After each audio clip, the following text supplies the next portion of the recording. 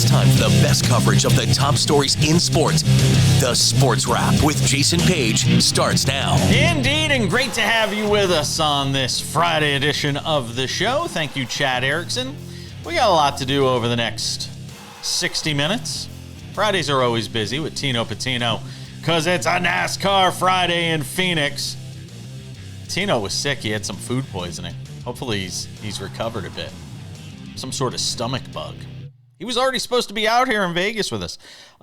So looking forward to chatting with him about this weekend's race, get some thoughts. I want to see I want to get his grade on my Kyle Larson interview too. I want to see what kind of a grade he gives me. If he's smart, he'll give me an A. But, he may not be smart. It's Tino, so we just never know.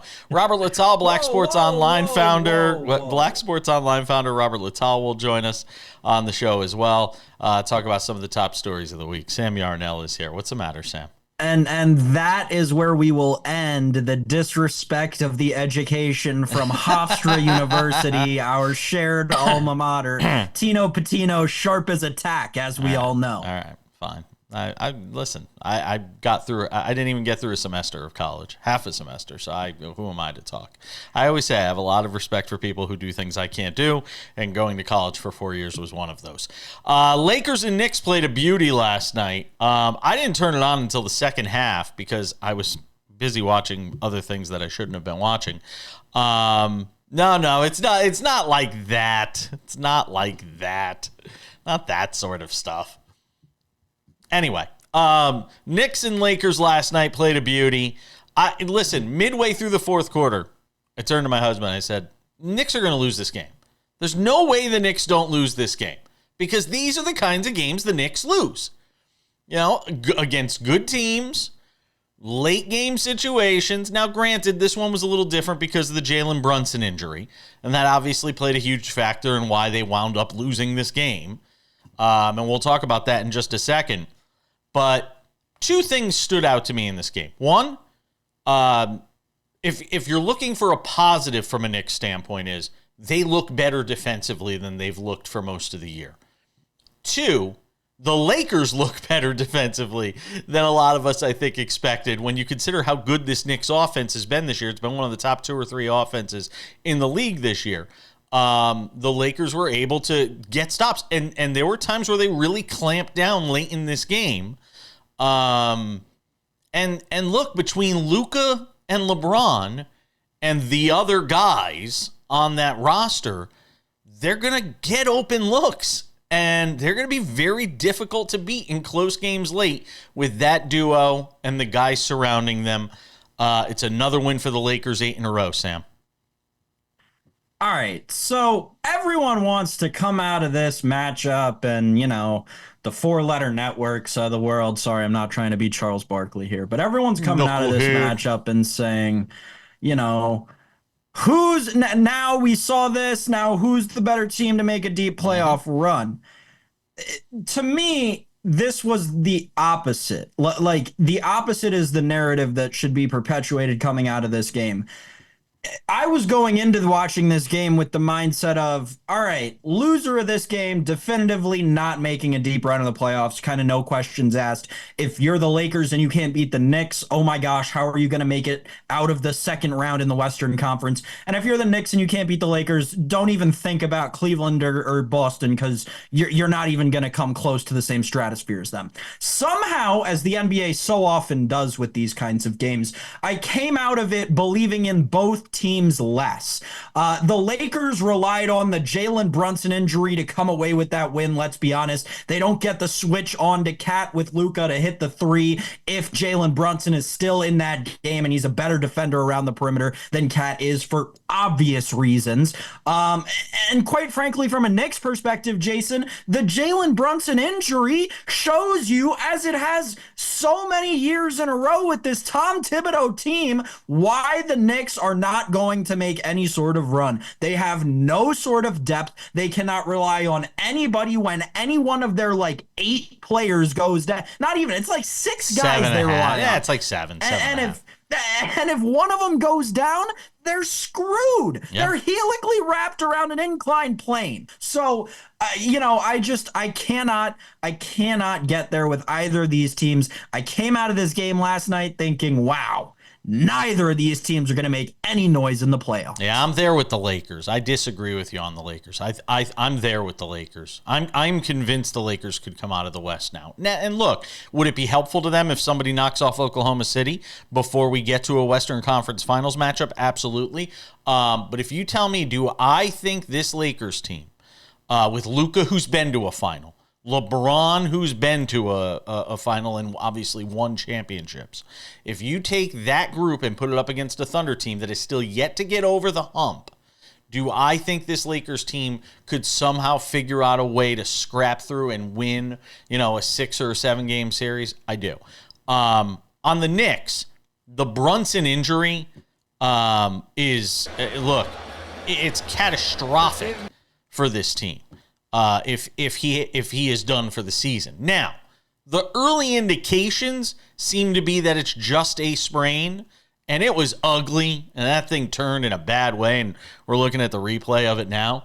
But you're talking about, if it's 2, 3, 4, even 4 weeks, if you have him back for the postseason, and then he'll be actually arrested, Jalen Brunson, for the postseason, because he's not going to be playing, 40 minutes a night. For this Knicks team down the stretch, it might actually wind up being a blessing in disguise, assuming you get him back before the end of the year, Sam. Listen, I get it. With the Knicks, I hear you. By the way, I don't think they're coming out of the East. Right. I just think they can make obviously a deeper run. We know what the Knicks are. They could do the same thing they did last year, right? If I'm not mistaken, they had one of their mainstay players injured shortly before the playoffs, got him back just in time, and obviously Randle. You saw what they did. I understand it with the Knicks, and yes, if everything goes right with Jalen Brunson and the injury's not as bad as maybe we thought it was last night, that's totally in the realm of possibilities. Real quick on the Lakers, because man, everyone's talking about how they're 21-3 in their last 24, 18-3 in their last 21, whatever it was. Look at the teams they beat. You're talking about them beating New Orleans, LA twice, Utah twice, Indiana, LA again, Washington, Charlotte, Philadelphia. Oh no, they lost to Philadelphia. Like what are we doing here with this Lakers team? You put them up against Denver in the playoffs. We've seen that movie before. Ugh.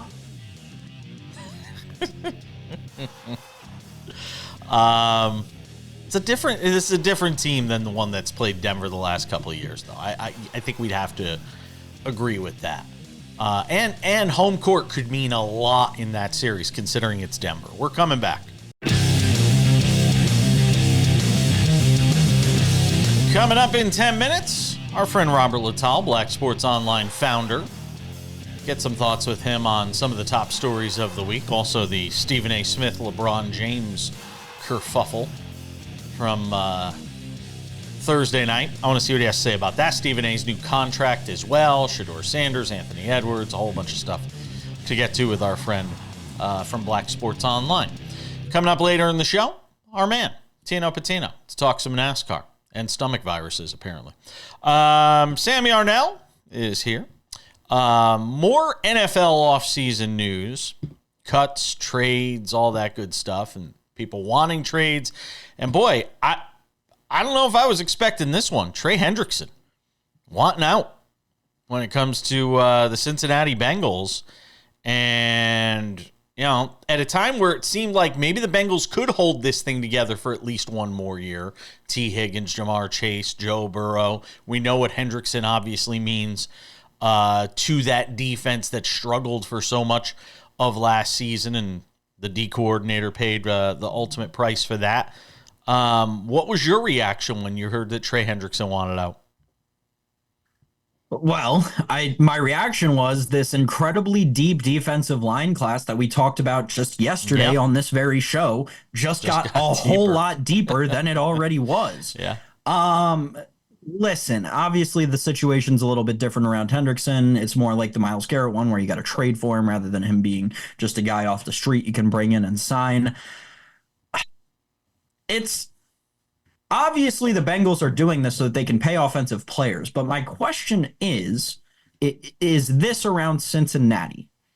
You've become a ticking time bomb, realistically, because now not only have you franchise tagged T. Higgins, right, which is an incredibly expensive deal, right, and counts for a lot against your cap. You've let your defensive captain and probably best player on the defensive side of the ball go. You're letting him seek a trade. And you just got rid of your defensive coordinator who seemed to be like the Mahomes stopper. So the Bengals are very quickly losing their identity, which is high flying offense with a defense that when it's put up against great teams can make stops when it needs to all right, we're going to throw all of our cap into this offense and hope we can figure it out on the defensive side. Listen, in the history of the NFL, that doesn't generally work. I'm interested to see if a guy with a Hall of Fame trajectory in Joe Burrow can change that narrative, but I don't know if I'm confident enough to say that he can right now. If we argued yesterday, at least I argued yesterday on the show, that the asking price for Myles Garrett is starts at 2 number ones. What is the asking price going to be for Trey Hendrickson? That's what I'd like to know. You know, what are you even going to get for him? Especially when you consider what you said, your bargaining leverage becomes less when you start to realize there's a lot of talented defensive players, some veterans, but guys that on a 1 or 2 year deal are going to fill the breach that teams could go get. Does that bring down the asking price on a Hendrickson?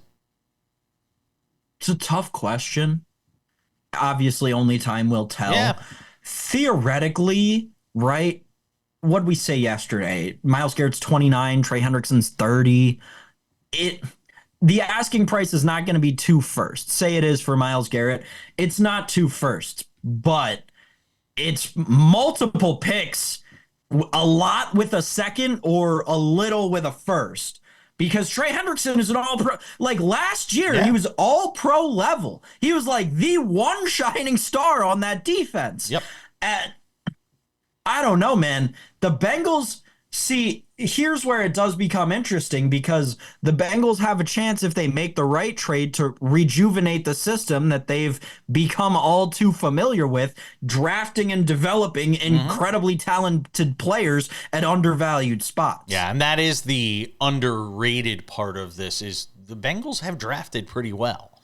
So, you know, maybe you have confidence then they can go find that next stud rusher.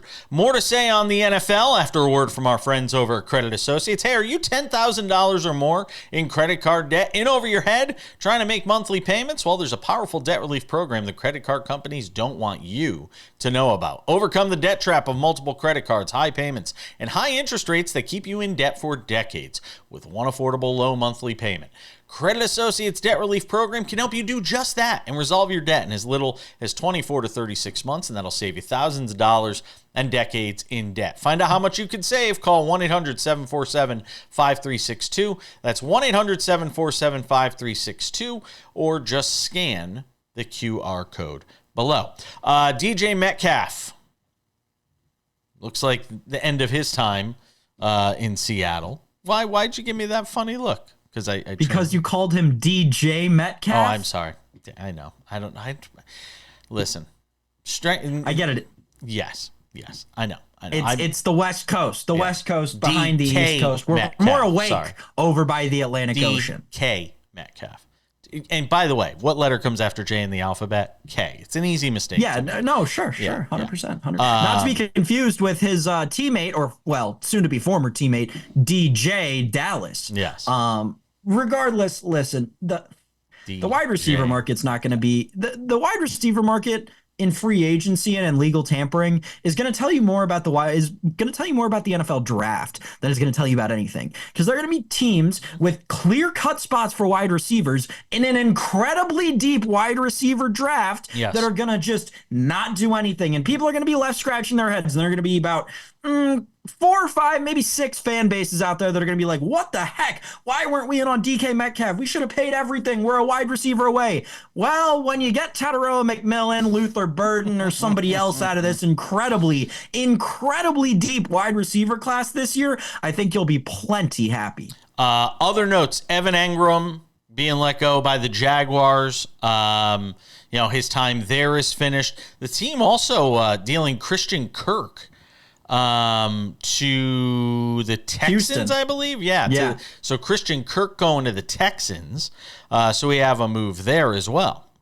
So the Kirk thing is interesting because if you remember, it was reported earlier this week that the Jaguars were straight up releasing Christian Kirk. And then the Texans swooped in and actually wanted to make a trade for him to not let him hit that free agency market. Tells you a little bit about how aggressive some teams are going to be for free agent wide receivers that are like low-level 2s and 3s this offseason. By the way, the Myles Garrett situation, there's been an update in that. Browns owner Jimmy Haslam recently declining a request to meet with Myles Garrett. So things continuing to become more and more acrimonious, I guess you could say. A lot of acrimony there between those two sides. Not a surprise. Guy wants to leave. Jimmy Haslam, well, we know his management skills. We're coming back with Robert Littal next. Welcome back to this Friday edition of Sports Wrap. One of my favorite days of the week. Friday, because we get to talk to my good friend Robert Littal. Founder, Black Sports Online. There he is. Look at him. Look at that handsome man.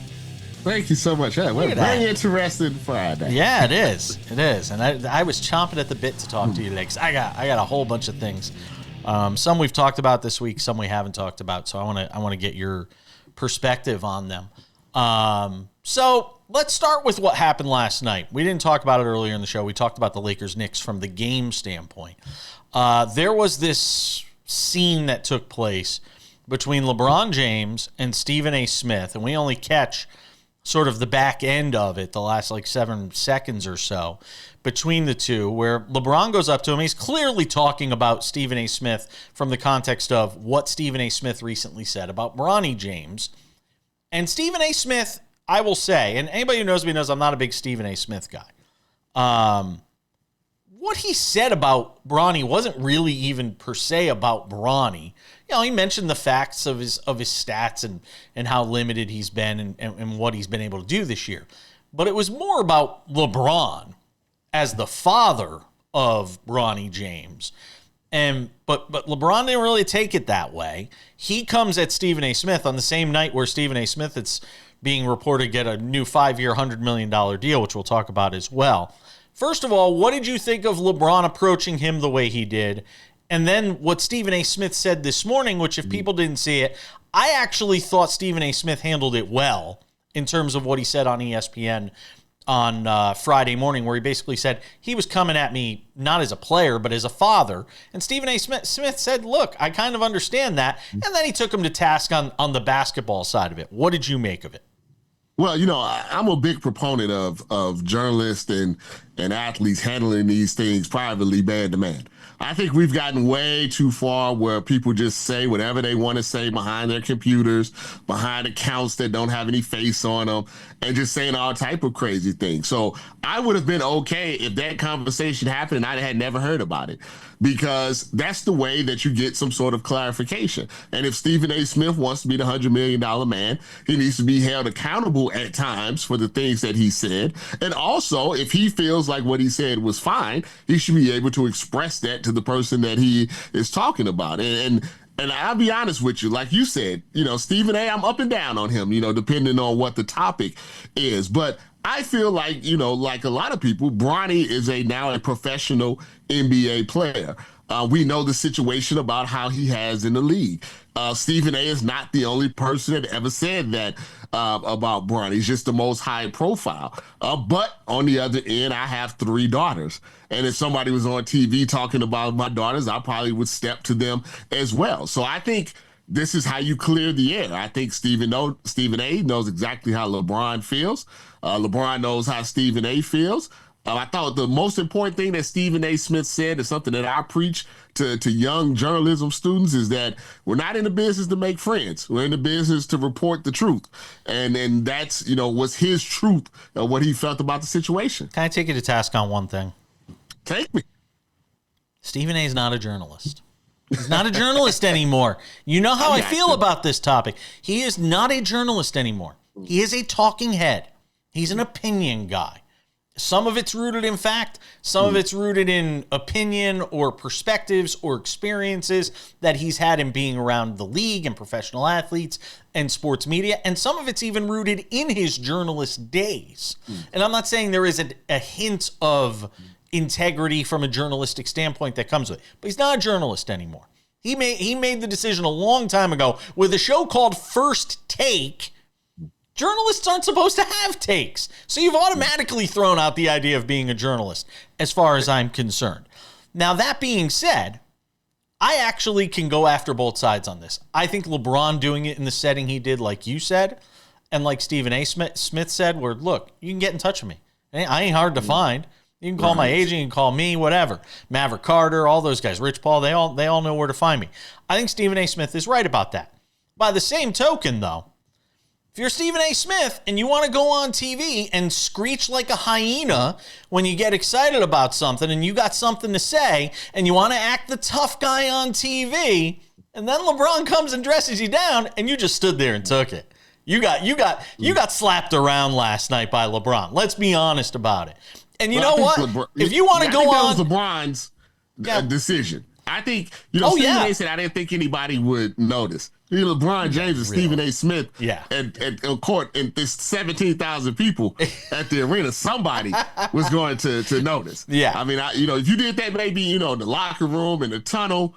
Yeah. I mean, LeBron, I feel, is the most calculated superstar maybe ever. Everything that he does has intention behind it. Everything he says has intention. I think he did. He tried to big dog him. Yeah. And I don't know if he did. Not tried. He did. Yeah. So I always think there's a time in anybody's career, somebody's going to try to big dog you. I remember for me, it was Kenyon Martin. I had made fun of his kissy tattoos on his neck. And he came up to me and he said, I should punch you right in the face. Wow. And I said, you got to do it. I said, you got to do what you got to do. You got to, and he looked at me for a second and he said, okay, all right. I just wanted to see what, how were you going to stand behind, or were you going to kiss my, you know what? Yeah. And Stephen A. seemed a little humble. Yeah. On TV today. He did. Just be honest. He did. He kind of stepped back. So real quick in the final 90 seconds of this segment, Stephen A. reportedly getting the 5-year, $100 million deal. Look, I mean, to me, when ESPN does these things like they did with Pat McAfee and now like they're doing with Stephen A. Smith, it tells me they just want loud, boisterous, opinionated people, whether it's smart opinions, dumb opinions, opinions are opinions. It just tells me that that's where they're putting their money in the future as we go forward. I would tell a kid not even to go to journalism school. I just make a podcast, be a streamer. I mean, it's more likely that, right. And no, this is no shot to Kai Cien. It's more likely you're able to get on a ESPN, a FS1 if you're a rapper, a streamer, some sort of influencer, than if you went to Northwestern for 4 years and had a 5.0, GPA. And that's disappointing to me because I'm rooted in, college and obviously things like that. But that's the way. And when you give somebody a 5-year, $100 million contract, that's not changing, anytime, soon. Nope. They are very content to have Stephen A. the way he is. The political stuff is going to make it interesting, though. How that potentially impacts his popularity and people wanting to watch him talk about sports when they start to find out about his political takes going on the air with Candace Owens being one of the latest ones is very interesting. We got more with Robert coming up.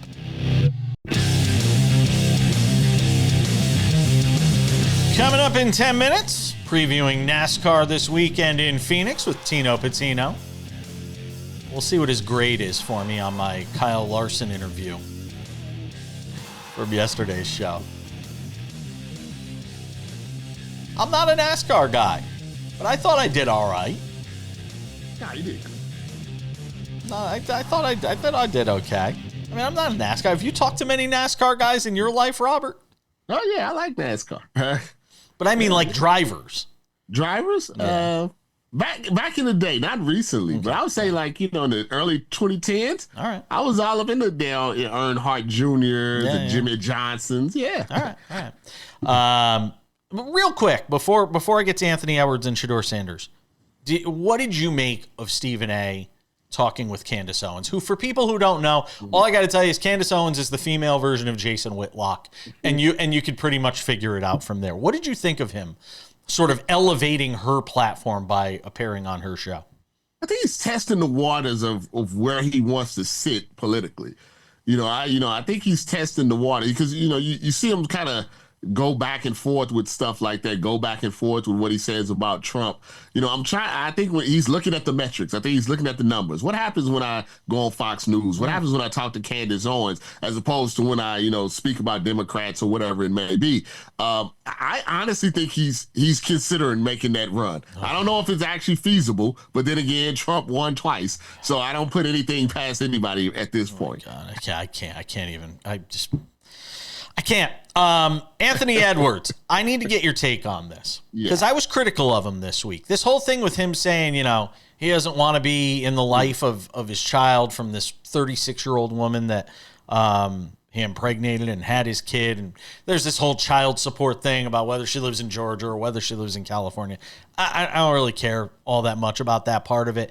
Yeah, but hearing him say he doesn't want to be in this kid's life other than, send him checks to this woman wherever she winds up living.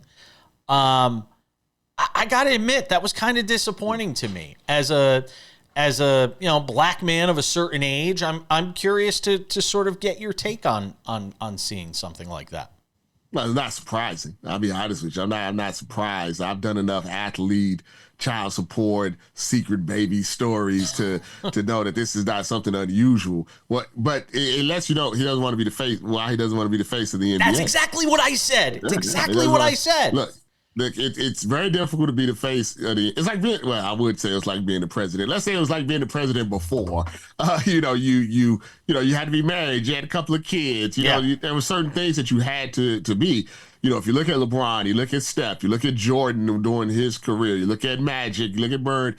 There are certain Tim Duncan, Kobe.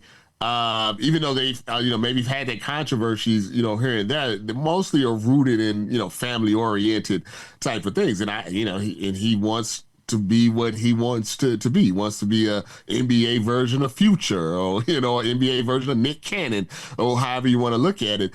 And I think that's why. I think he doesn't want that attention. I don't have any respect as a person for anyone that doesn't want to be in their kids, life. So, I can talk about him as a basketball player, but he's not someone that is. I don't have respect for Tristan Thompson. Anybody that would cheat on a pregnant woman, things like that. I can report on and I can talk to you about basketball about them, but I won't just go out of my way to talk bad about people. But how could you have respect as someone that has kids? And I see my kids every day, and they smile at me, and I know how much joy they bring to my life. It's really it doesn't formulate in my mind how somebody wouldn't want to be in their kid's life. Shedeur Sanders, you seem to be of the mindset that there is a race component to why he is dropping down draft boards, or his stock seems to be declining. Am I reading that wrong? Not necessarily.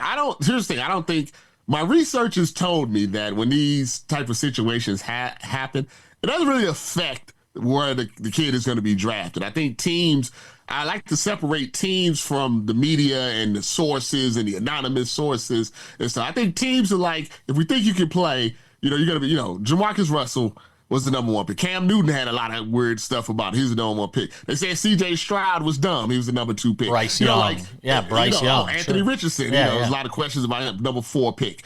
I don't think it affects draft stock, but I do think every single year they do pick a black quarterback for, I don't know if it's ratings, I don't know if it's for engagement or whatever it is, but every year it's always either anonymous or in some cases it's just straight out, where it has nothing to do with on the field. It's just these weird stories about, he's arrogant, or he can't read, or it's always something odd with no real backing about it.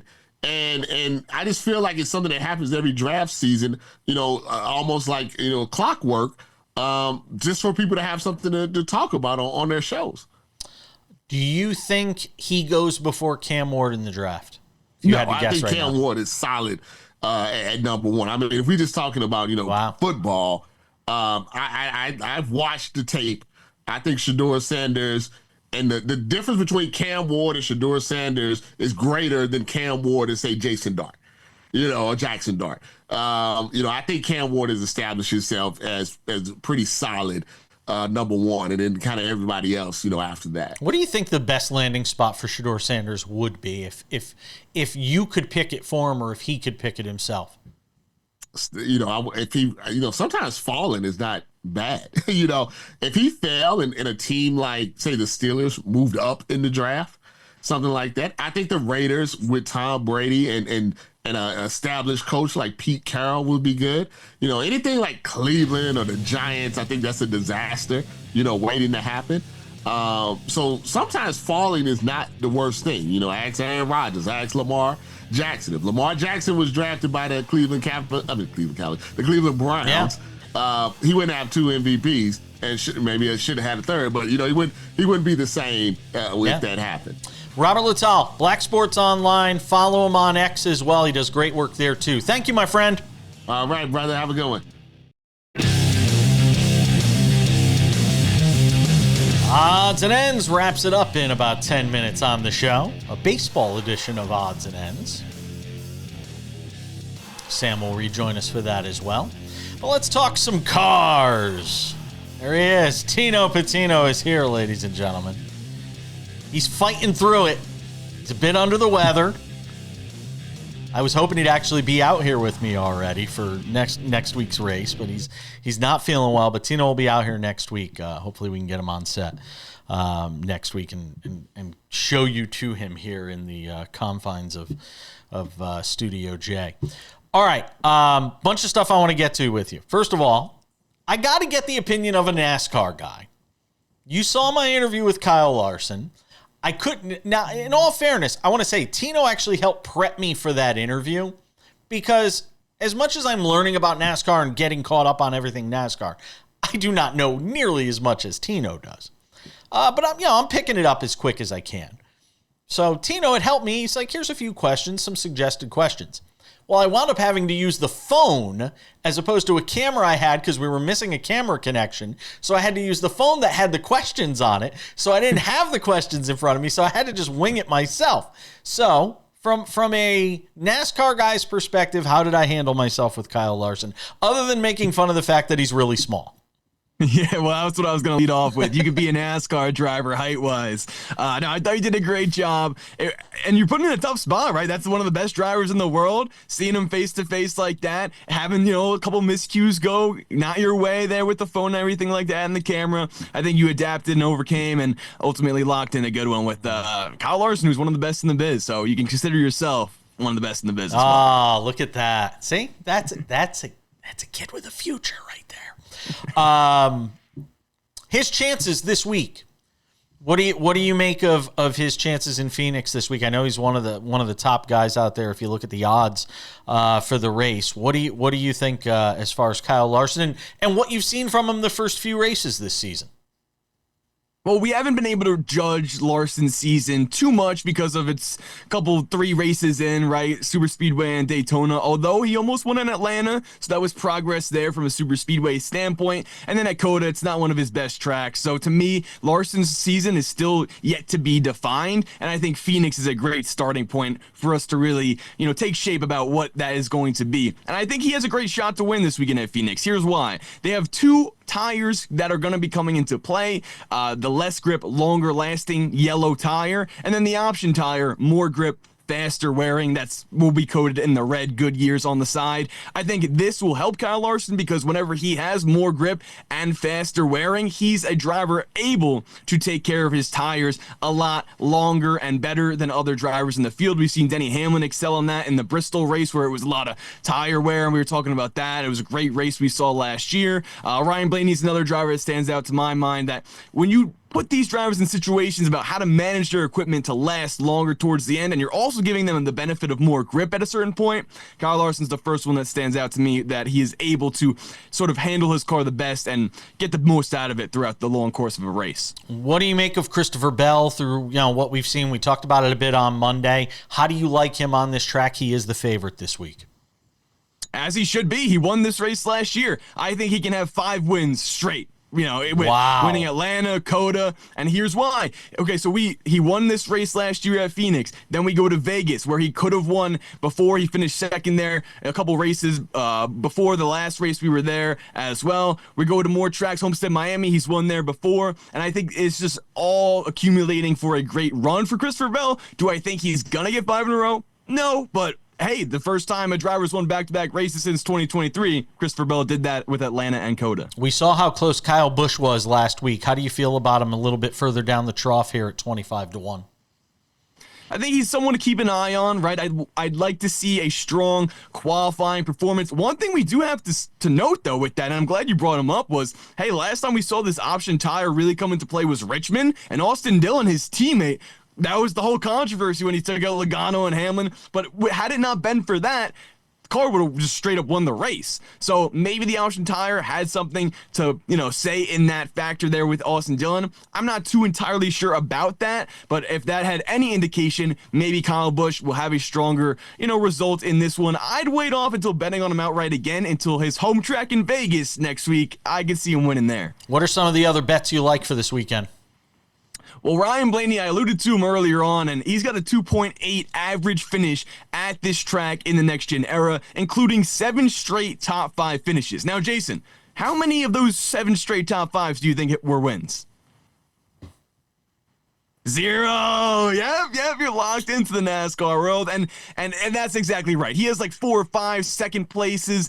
He lost the championship at this track to Joey Logano the last time we were here. I think he's looking for revenge. He's always a guy that can get redemption. He is one of the favorites, but rightfully so. With a track record like that at Phoenix, I'd wait after practice and qualifying. Maybe he starts outside the top 10, and we can see him continue on moving forward. And we need to allude, or at least mention, the Toyotas. Denny Hamlin, Tyler Reddick, Christopher Bell led 60% of this race last year. I think all 3 of those drivers have a strong shot to win it. Keep an eye on Chase Briscoe as well. They just won their appeal. They were hit with a massive penalty by NASCAR after they Daytona 500.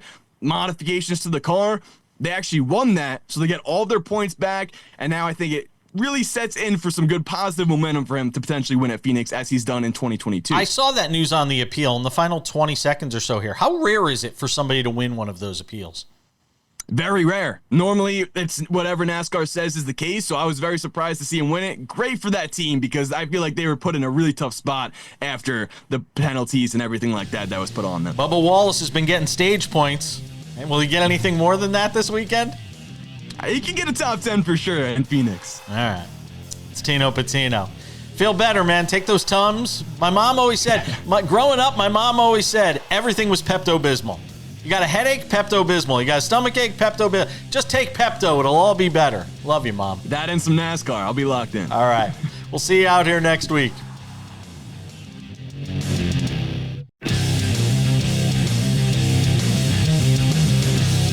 All right, just about time to put the wraps on this baby for a Friday. Don't forget, SportsWrap weekends, available on many of these same affiliates. If not, check your local listings for time and schedule. It's the best of everything we talked about during the week. You'll see my conversation with Kyle Larson, NASCAR great, on this weekend show. Who knows what else you'll see? You'll have to tune in and find out. SportsWrap with Jason Page, the podcast version of the show, available on all your favorite podcasting platforms. That includes Spotify, Apple Podcasts, YouTube Podcasts, iHeartRadio, TuneIn, Odyssey, Amazon Podcasts. Wherever you get anything with a podcast, we are there. Also on YouTube, you can watch the show, as well as over on Spotify. You can watch the show. All right, without any further delay, time for some odds and ends, presented by our friends at Credit Associates. What a game last night between the Knicks and the Lakers. Ultimately, the Lakers come out on top thanks to LeBron and Luka. The late game heroics from the two of them blocking the Knicks. from a victory on the road against a good Western Conference team. And if your credit card debt has been blocking your financial freedom, it's time to break through. Credit Associates can help you slam down your debt for up to half of what you owe. Do you have more than $10,000 in credit card debt? Then listen to me. It's the kind of move you want to see in your financial game. Talk to our friends at Credit Associates. Don't wait another quarter. Call 1-800-747-5362 today. See how much you can save. Credit Associates, when it's time to make a play, just like Luka and LeBron, they've got your back. To see if you qualify for debt relief, call 1-800-747-5362 or just visit creditassociates.com. Even better, just scan the QR code below. Odds and ends in Major League Baseball, Sam Yarnell. Vlad Guerrero reportedly is not going to stay in Toronto unless something changes because he wanted a 15-year, $600 million contract.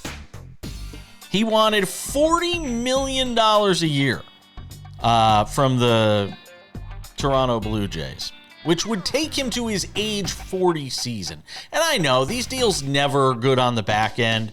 We've seen it time and time again. But man, I'm sorry. If I'm the Blue Jays, I'm not giving him that money. Well, so the dynamic around the Vladdy contract is very interesting, right? He's now saying the final offer was 14 years and less than $600 million. Yeah.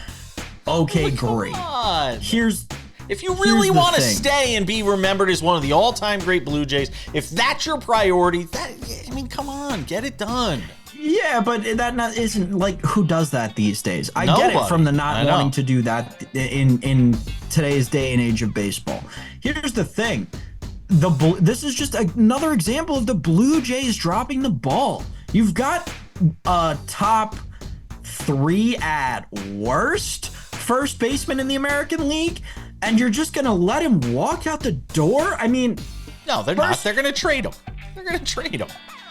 Are they? Yeah, I think they're going to trade him. I would bet you dollars to donuts that they're going to do what the Angels did with Ohtani. No. Think that they have a chance at the playoffs late in the season, not realizing that they're in one of the best divisions in baseball at that time, and somehow end up missing the playoffs and missing out on Vladdy. My point is this. They should have never, ever, ever let it get this far. They should have bought out multiple years of arbitration and signed him to a $450 million contract over 13 years 2 years ago, buying out the last 2 years of arbitration and having 10 years after that. I don't disagree with that.